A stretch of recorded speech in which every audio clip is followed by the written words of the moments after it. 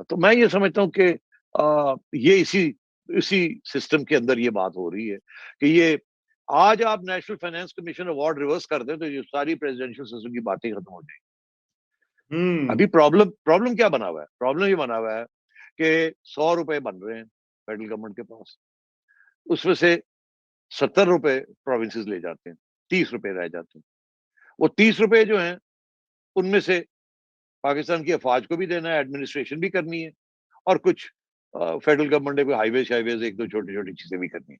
बाकी पैसा ही कोई नहीं, बाकी सारा प्रोविंसेस के पास। ये आसिफ जरदारी कर गया है कि ताकि सिंध के पास अपने पैसे आ जाए, इस्लामाबाद ना जाना पड़े। अब इसके लिए कॉन्स्टिट्यूशनल अमेंडमेंट की जरूरत है। कॉन्स्टिट्यूशनल अमेंडमेंट हो नहीं सकती। अब ये हाथ पैर मार रहे हैं, करें क्या? कभी जरदारी को धमकी देते हैं, कभी इधर देते हैं, वो हो नहीं सकता। कोई भी नहीं करेगा रिवोल्यूशन। अब ये इसको रिवर्स करना बड़ा मुश्किल है। मार्शल लॉ लग के तो रिवर्स आप कर सकते हैं, मगर मार्शल लॉ फिर लगाएं, फिर भुगते हैं उसको भी। वो तो कौन रोकता है इनको? इनको तो कोई नहीं रोक सकता। बादशाह लोग हैं, शेर के जंगल के बादशाह, मार्शल लॉ लगा लें। क्या हमें क्या इससे? असि आके सलाम दुआ कर लांगे, फिर अल्लाह खैर सल्ला, कोई गल नहीं।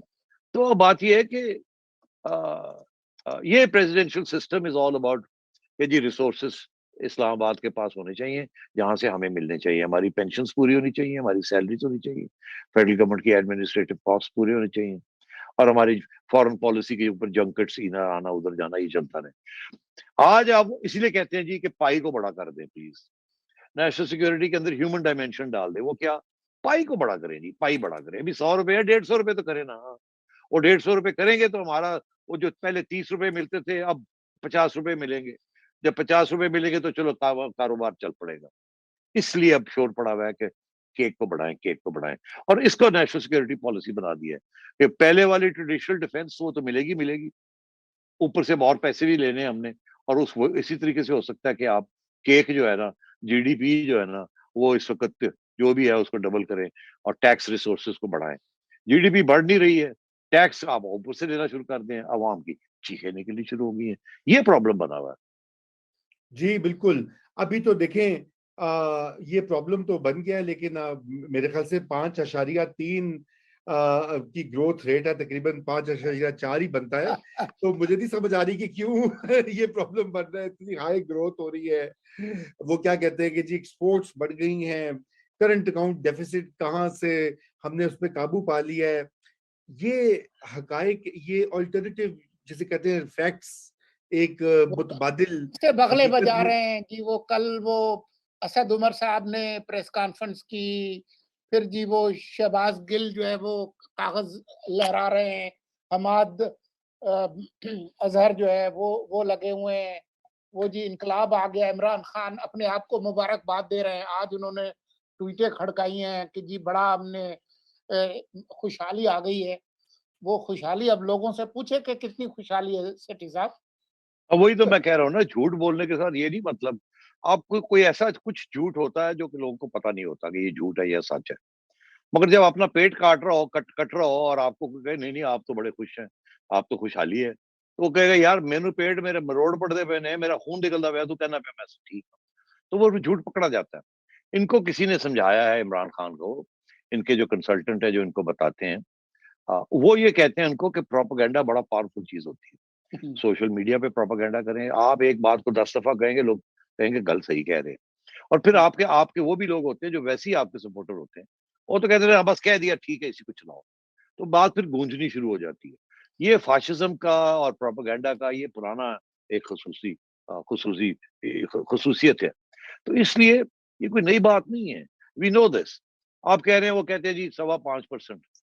अब कहते हैं, हमें कह रहे हैं, आईएमएफ कहता है कि जी कोई 3-3.1% होगा, वर्ल्ड बैंक कहता है कोई 2.5% होगा, और इकोनॉमिस्ट कहता है कोई 3-3.5% होगा।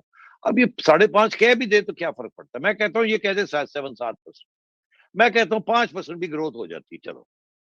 मगर अगर गरीब गरीब रहेगा और खाने को नहीं मिलेगा और महंगाई ऐसी रहेगी, तो ये 5% का मतलब है कि जो पैसे बने हैं वो अमीर ले गए, ये और भी इनके गले पड़ेगी। अगर ये डिस्ट्रीब्यूट नहीं होते अवाम के अंदर, गरीबों के अंदर, और टैक्सेस कम नहीं होते और महंगाई कम नहीं होती, तो फिर ये 5.5% का मतलब है प्रॉफिट्स बढ़ गई। देखिए, हर बंदा जो इकोनॉमिस्ट है कम से कम, उसको इस बात का पता है कि ग्रोथ के लिए, एक मईशत को बढ़ाने के लिए 2 तरीके होते हैं। एक ये होता है कि आप इन्वेस्टमेंट करें, हाँ, नई फैक्ट्रियाँ लगें, नई मुलाज़मतें हों, प्रोडक्शन बढ़े। दूसरा ये होता है कि आप नोट छापने के साथ भी ग्रोथ हो जाती है। It's known as inflation growth. हुँ, नोट छापेंगे, ज़्यादा खर्चे होंगे, लोगों को कर्ज़े मिलेंगे, लोग और पैसे खर्च करेंगे, ग्रोथ हो जाएगी। मगर मईशत जो है, उसका प्रोडक्शन जो है नहीं, वो नहीं बढ़ेगी और मुलाज़मतें नहीं बढ़ेंगी, इन्फ्लेशन हो जाएगी और वो इन्फ्लेशन जाके गरीब को लगेगी। अपर मिडल क्लास कंज़्यूम करेगी और लोअर मिडल क्लास पिट जाएगी। तो इन्फ्लेशन इंड्यूस्ड ग्रोथ भी होती है। अब टर्की के अंदर क्या हो रहा है? इन्फ्लेशन इंड्यूस्ड ग्रोथ हो रही है। ब्राज़ील में क्या हुआ? इन्फ्लेशन इंड्यूस्ड ग्रोथ हुई। ये एक इकोनॉमिक्स को पता है इस बात का। तो बात ये है कि production has to increase, income has to be redistributed, income inequality has to diminish, productive investment has to take place, not investment for consumption purposes या नॉन प्रोडक्टिव इन्वेस्टमेंट।